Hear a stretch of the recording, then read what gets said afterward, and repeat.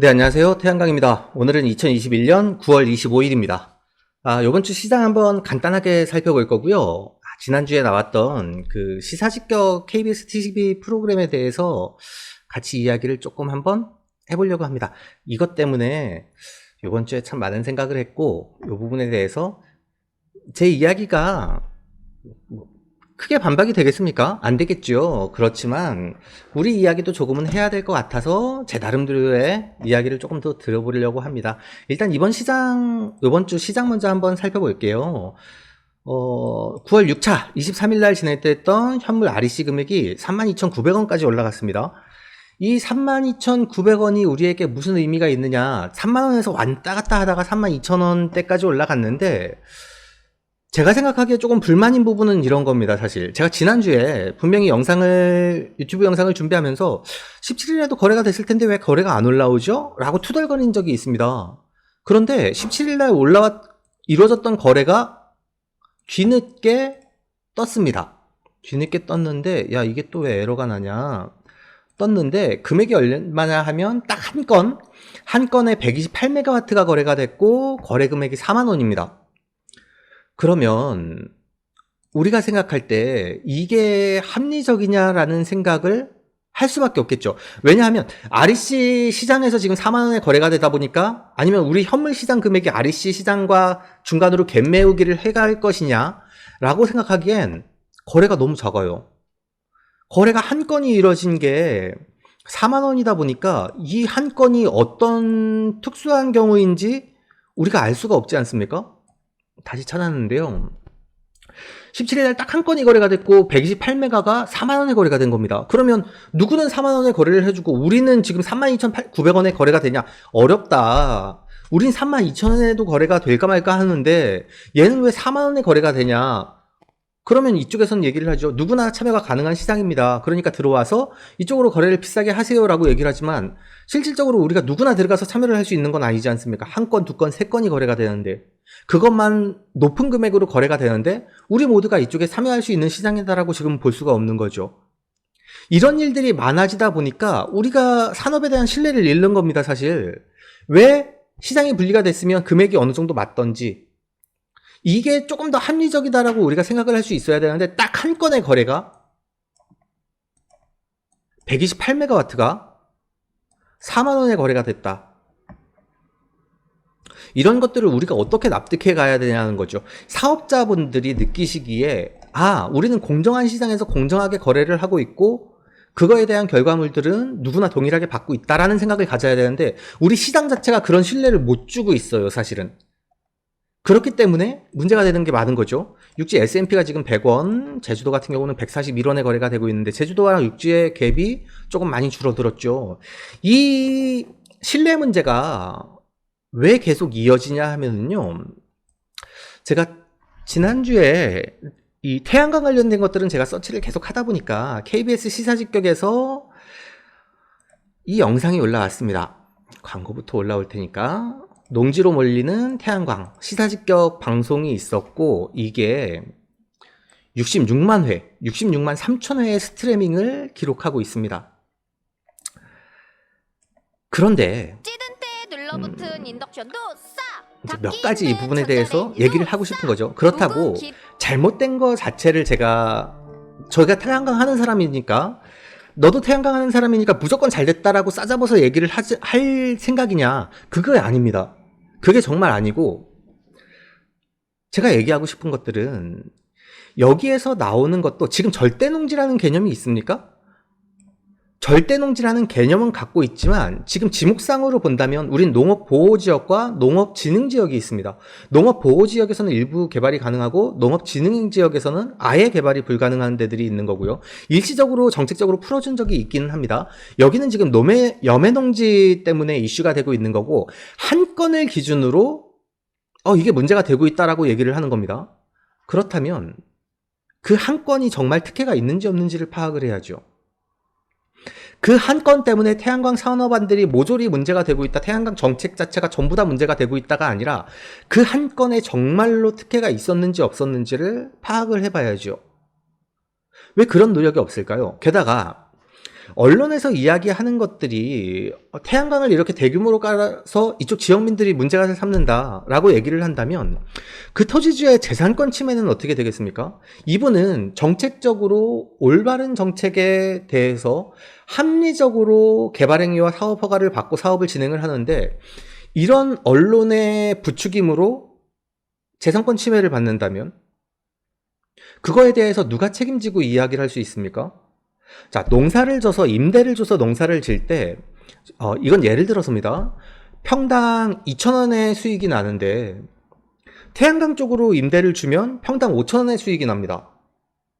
그럼 토지주 입장에서는 어느 쪽을 선택을 해야 될까요? 토지주 입장에서는 5,000원을 선택을 하겠죠, 당연히. 그런데 그것 자체를 5,000원을 선택하는 저 나쁜 놈이라고 무조건 싸잡아서 얘기를 할 수 있을까요? 토지주는 정당한 방법으로 임대를 주고 정당한 방법으로 사업을 진행한다는 전제하에 물론 그 속에서 염해농지의 염도가 어떻게 됐는지에 대해서 특혜를 준 게 아니냐, 이거는 별개의 문제인 거죠. 이건 별개의 문제로 찾아냈어야 되는 거죠. 이거는 얘들한테 특혜를 주기 위해서 별개의 특정한 사업 허가를 해줬다. 그렇기 때문에 문제가 되고 있다 라고 얘기를 했어야죠. 그게 아닌 상태에서 이야기를 한다면 문제가 될 수 있다. 그런데 이것조차도 저희 같은 사람들도 불만을 가지고 있습니다. 왜? REC를 누구는 32,000원에 팔고 있고 누구는 45,000원, 47,000원에 판매를 하고 있다 보니까 공정하다라고 생각을 하지 못하기 때문에 계속 불만이 생기는 거죠. 우리 모두가 똑같은 공정한 대우를 받는다라고 생각하면 이런 불만이 생기질 않겠죠. 인허가도 마찬가지입니다. 이 영상을 보다 보면 이제 중재안에 대해서 나옵니다. 해외 사례의 경우 이런 문제들이 생기다 보니까 어떻게 중재를 하고 있다. 이런 많은 문제들을 우리가 중재를 하고 있고 정책적인 지원을 받아서 중재만 전문적으로 하는 사람들이 있다. 좋습니다. 그런데 저희가 태양광 사업을 하다 보면 예를 들어서 이런 거죠. 산을 밀어서 공단을 개발을 하면 산을 밀어서 택지를 개발을 하면 되게 좋아하죠. 땅값이 올라간다고. 그런데 산을 밀어서 태양광을 하면 무조건 안 되냐? 이거 따져봐야 될 문제 아닙니까? 산이라고 무조건 보존을 해줘야 되는 산이 있고 보존을 안 하고 개량을 해야 되는 산도 있을 수 있지 않습니까? 산을 밀어서 농공단지를 짓고 택지 개발을 하는 것들은 되게 장려되고 적극적으로 지원을 해주는데 산을 밀어서 태양광을 하는 것들은 무조건 개새끼들이냐? 에 대해서 얘기를 해야 되는 거죠. 게다가 지금 민원 문제 이슈들이 되게 커지고 있는데요. 지자체별로 인허가권이 달라요. 아직도 국토의 계획과 이용에 관한 법률에 보면 담당자가 판단할 수 있다라는 문구들이 들어있는 데들이 있습니다. 그러다 보니 너무 많은 권한이 들어가 있고 그걸 행정소송이나 행정심판으로 가기는 너무 어렵거든요. 중재를 할 수 있는 방안들이 없다 보니까 너무 막강한 힘과 권한들을 휘두르는 건 아닐까? 제가 예전에 말씀드린 적이 있는데 공무원들이 태양광 사업 허가를 받을 수가 없어요. 그러면 농지, 산지, 개발행위 관련된 담당 부서 아니면 그거와 유사한 관계 부서의 사돈의 팔촌, 부인, 자식들이 어떻게 사업을 유지를 하고 있고 어떻게 인허가를 받아서 진행을 한 거에 대해서 우리는 공정하다라고 얘기를 할 수 있겠습니까? 모든 게 공정하게 가야죠. 자, 지역 주민들과 민원이 있으면 당연히 중재를 해서 해결을 할 수가 있습니다. 그런데 지역 주민들이 되도 않는 때를 쓴다면 그것조차도 모두 다 들어줘야 되는 겁니까? 이장단이랑 협의하기 위해서 돈을 써요. 그런 다음에 부녀회가 들어와서 부녀회와 협의하기 위해서 돈을 씁니다. 그러면 어떻게 되는지 아십니까? 청년회에서 들어와서 돈을 씁니다. 그런 다음에 어떻게 될까요? 노인회에서 또 옵니다. 또 돈을 썼어요. 그러면 인근 마을에서까지 들어옵니다. 어디부터 어디까지 어떻게 해결을 해야 된다라는 기준이 있습니까? 없거든요. 그럼 우리는 어떻게 해야 되냐는 거죠. 태양광 사업 자체를 제가 옹호하기 위해서 얘기를 하는 게 아니라 이 영상이 나왔다 보니까 그거에 대한 우리의 입장들도 있다라는 얘기인 거죠. 물론 태양광 사업자들 중에 나쁜 놈들 정말 많습니다. 개새끼들도 많고 이런 거 저런 거 생각 안 하고 지들 이익만 추구하기 위해서 토목공사, 기반시설공사 제대로 안 해놓고 비 피해만 나면 토사 유출돼가지고 문제 생기는 곳들이 있죠. 잘못됐죠. 그런데 철퇴를 가하란 얘기입니다. 제대로 되지 않은 것들을 올바르게 찾아서 인허가권을 제대로 행사하지 않고 문제가 되는 것들을 찾아서 제대로 철퇴를 가해야 우리 모든 사업자들이 올바르고 공정한 대우를 받는다라고 생각을 할 수가 있는 거죠. 왜 충북 제천에서 허가를 받을 때와 충남 논산에 가서 허가를 받을 때 기준이 달라져야 합니까? 왜 전북 남원에서 허가를 받을 때와 경북 상주에서 허가를 받을 때는 달라져야 되는 거죠? 그러면 그 달라지는 것들과 담당자들의 권조? 아니면 법령에도 없는 요구 조건들을 우리는 무조건 수용해야 됩니까? 그거에 대해서는 어떻게 조율을 해야 됩니까? 행정송판, 행정소송 가라는 얘기입니까? 그런 것들에 대해서 손실이 나오는 것들은 어떻게 보상을 합니까? 제가 주민참여 사업을 싫어하는 건 아닙니다. 주민참여 사업 되게 좋아합니다. 그래서 전에도 이런 사업들이 많아져야 된다라고 얘기를 했습니다. 당연히 공장 지붕들에 대해서 유휴공간에 대해서 태양광 시설들은 점점 늘어나야 합니다. 그런데 이런 이슈가 있을 수 있는 거죠. 공장 지붕에 태양광을 한다. 그럼 공장에 있는 사람들만 돈을 벌 수 있냐? 공장 지붕에 태양광을 하는데 거기에 절이 융자를 해주고 인허가 지원도 해주고 거기에 REC랑 SMP 판매가 보전도 해준다. 이건 공장 지붕이 있는 사람들에 대해서 특혜 아니냐. 그런데 그걸 임대한 SPC에도 줘요. 그럼 저 같으면 설계를 그렇게 안 합니다. 공장 지붕을 임대해오는 SPC가 몇 메가 이상의 사업을 진행을 할 땐 그 지역 주민들을 위한 상생 방안을 마련을 해라. 왜냐하면 그 SPC에 대해서 절이융자도 해주고 사업 지원도 해주고 인허가 지원도 해주는데 평택 산단에서 진행을 한다면 평택시에 있는 소년소녀 가장에 대해서 지원 방안을 한번 만들어 보자. 그럼 우리가 3메가를 지원을 하는데 한 달에 한 30만 원에서 50만 원 사이 정도를 소년소녀 가장의 장학금으로 기탁을 하겠다. 그럼 어차피 우리 REC 판매 금액이 20년이지 않습니까? 20년 동안 소년소녀 가장들, 10살 미만의 아이들, 20년 동안 지원을 해주면 얘들 시집장가 갈 때까지 지원해줄 수 있거든요. 30만 원, 50만 원이면 얘들 밥 먹고 살게 해줄 수 있지 않습니까? 예를 들어서 그런 얘기인 거죠. 정책적으로 올바르게 만들어서 투명하게 집행을 하고 제대로 관리를 하면 될 거라고 생각을 하는 거죠. 산단 지원 사업 되게 좋습니다. 유휴 공간들을 활용한 태양광 지원 사업 당연히 해야죠. 그렇게 해서 신재생을 육성을 하고 늘려야 되는 거 맞죠. 기술 개발도 돼야 되죠. 조금 더 꼼꼼하게 타이트하게 정책을 만들 수는 없습니까? 너무 두루뭉실한 거죠, 정책 자체가. 그러다 보니까 지자체에 내려가면 야, 주민 설명회 했어? 주민 설명회를 어디부터 어디까지 어떻게 해야 되는 겁니까? 이장님한테 동의받아 오면 되는 거예요? 그러면 아니면 부녀회에서, 청년회에서, 노인회에서 들어오는 것들은 어떻게 처리를 해야 됩니까? 인근 마을 들어오는 거 어떻게 해야 돼요? 250m 이내에 있으면 되는 겁니까? 아니면 400m 이내에 있으면 되는 겁니까? 그런데 남의 마을 들어가는 입구에 있다 보니까 뒷마을까지 전부 다 데모를 해요. 그럼 우리는 어떻게 일을 해야 되는 겁니까? 우리가 일을 하는 게 문제가 아니에요. 아닐 수도 있어요. 그래요. 왜 사업자들의 태양광 시공하는 사람들의 이익만 대변하냐? 이익만 대변하지 않더라도 올바로 진행되는 사업은 육성을 해야 되는 거지 않습니까? 그런데 KBS에서 제가 보기에는 편협한 시각으로 영상이 준비가 됐다. 저도 농업진흥지역 같은 데 태양광을 뭐 한시적으로 풀어줘서 버섯집에서 짓고 막 이랬었지만 그런 걸 좋아하지 않습니다. 그런 걸 좋아해서 이런 얘기를 하는 게 아니에요. 아주 일방적이라는 거죠. 하나의 이짐에 하듯이 하나의 사례를 놓고 여기에 잘못된 점만 부각해서 얘기를 한다라는 건 잘못됐다는 거죠.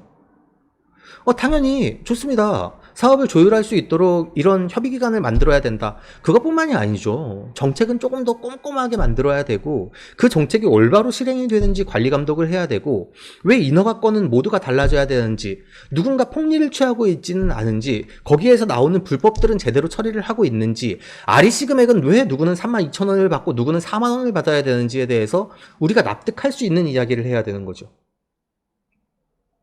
그렇지 않은 상태에서 태양광 사업자들 니들만 잘못됐다라고 얘기를 하면 누가 납득을 하겠습니까? 그게 누가 올바르게 이해가 되겠습니까? 시사직격도 좋아요. 농지로 몰리는 태양광 지금 뭐 하나의 예를 가지고 얘기를 했지만 사실은 욕먹어야 될 것도 많은 것들을 압니다.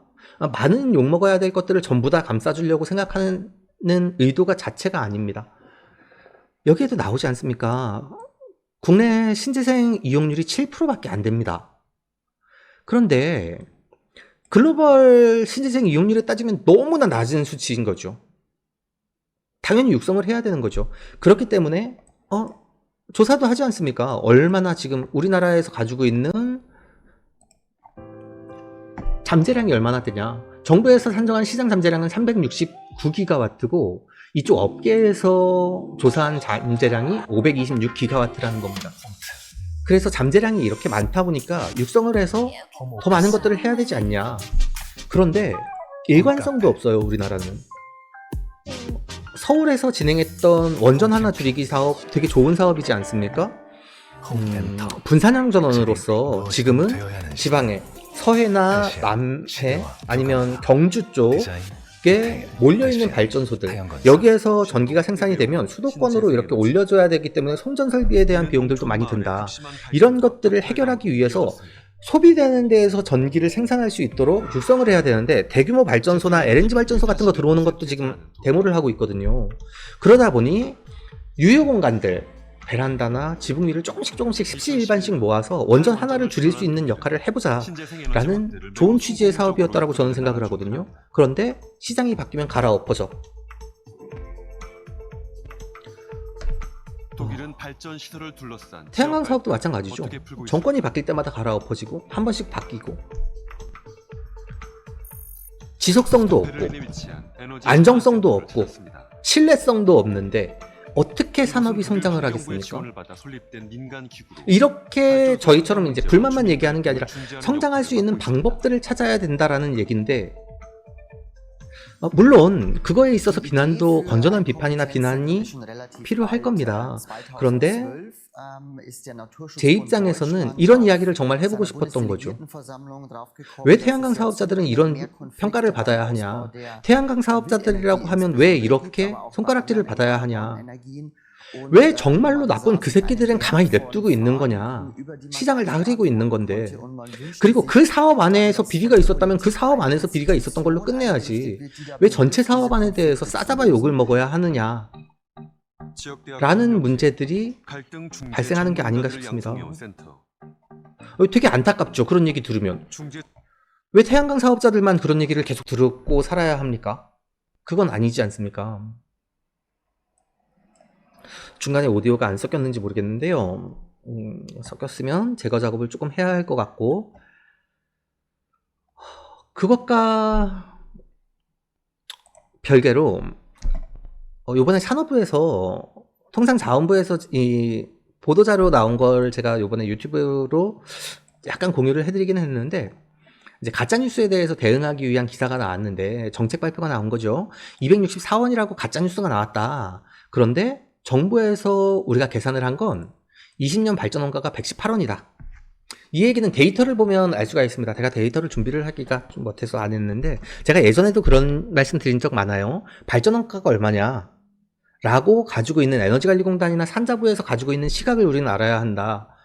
20년 기준으로 118원이라고 얘기를 하는 건 20년 기준으로 REC 더하기 S&P가 12만원이면 수익 창출이 된다라고 얘기를 하는 겁니다. 수익 창출은 아니더라도 원가 보존은 된다. 그렇기 때문에 지금 이거에 이제 중규모 발전소입니다. 1메가에서 3메가 기준으로. 그러다 보니까 지금 이번 상반기 입찰에서도 1메가가 12만 5천원 내외에서 거의 거래가 됐죠. 그 정도면 적정 수준의, 어느 정도 수준의 수익성을 가지고 갈 수 있다라고 생각을 하는 게 정책 기반자들의 계획입니다. 그러면 하반기 입찰이 2017년 때처럼 정책이 미리 정비되기 전에 입찰이 진행을 됨으로써 70원까지 떨어졌던 금액이 120원까지 올라간 적이 있었거든요. S&P 제외한 REC만. 요번 하반기 입찰도 그렇게 진행될 가능성이 있을 것 같다라는 생각이 듭니다. 미처 제도가 정비되기 이전에 REC 시장이 높게 나온다면, 그것 때문에 언론 인터뷰를 되게 많이 하는 것 같아요. 이쪽 산업 쪽에서, 정부가 아니라 이쪽 산업 쪽에서, 태양광 산업 쪽에서 물량을 많이 줘라. 그래서 지금 남아있는 물량들을 빨리 전부 다 장기 계약이 들어갈 수 있도록. 그렇게 된다면 사실 금액이 괜찮을 수도 있지 않을까, 하반기에? 왜냐하면 VPP 사업 때문에 지금 가져간 물량들도 많고 예상보다 많은 물량들이 진행이 됐다 보니까, 게다가 대규모 사업들, 우리가 모르는 금액들로 거래되는 것들이 있지 않습니까? 있죠? 요번에도 20메가 이상 얼마에 됐는지 발표를 안 했죠. 이것조차도 잘못된 거죠. 이것조차도 누가 납득을 합니까? 근데 아무도 얘기를 안 해요. 우리를 믿어주세요가 아니라 믿을 수 있게 정책이 펴지고 조금 더 꼼꼼하게 꼬매놨어야 되는데 항상 중간중간 빠져나갈 수 있도록 그물을 너무 크게 만들어 놓고 거길로 빠져나가면서 물을 잃는 미꾸라지들은 가만히 냅두는 거죠. 그러면서 그 속에서 누군가 크게 돈을 버는 사람은 별도로 따로 있지 않냐. 20메가, 30메가를 선정을 입찰 선정이 됐는데 얼마인지도 모르는 이런 시장. REC가 128메가가 딱 한 건만 거래가 됐는데 4만 원에 거래가 됐는데 누가 됐는지 모르는 시장. 우리는 절대 참여할 수 없는 시장. 이런 시장이 있다라고 생각이 되니까 불만이 있을 수밖에 없지 않겠습니까? 조금 더 투명하게, 올바르게, 그리고 감시를 하든지 관리를 하든지 할 수 있는 방법들이 있을 텐데 안 하는 거죠. 외면하는 거죠. 올바른 성장이 되려면 조금 더 투명하게, 조금 더 안정적으로, 조금 더 믿을 수 있는 정책이 바탕이 되어야 된다라고 생각을 합니다. 뭐 아쉬운 마음에 말씀을 드렸지만 태양광 산업안에 대해서는 사실 이것뿐만이 아니라 많은 쪽에서 욕을 먹고 있습니다. 그런데 그걸 올바로 방어할 수 있는 우리의 채널은 어디에 있습니까? 태양광 산업 쪽에서 우리가 올바르게 우리 쪽 시장과 의견을 전달할 수 있는 채널이 있습니까? 없거든요, 사실. 작은 메아리가 작은 외침이 될 수 있겠지만 작은 외침이 메아리로 돌 수 있도록 노력을 해보겠습니다. 오늘도 영상 끝까지 시청해주셔서 감사하고요. 같이 얘기해보고 싶은 내용들이 있으시면 언제나 참여해 주십시오. 다음 주에도 유익한 영상으로 인사드릴 수 있도록 하겠습니다. 감사합니다.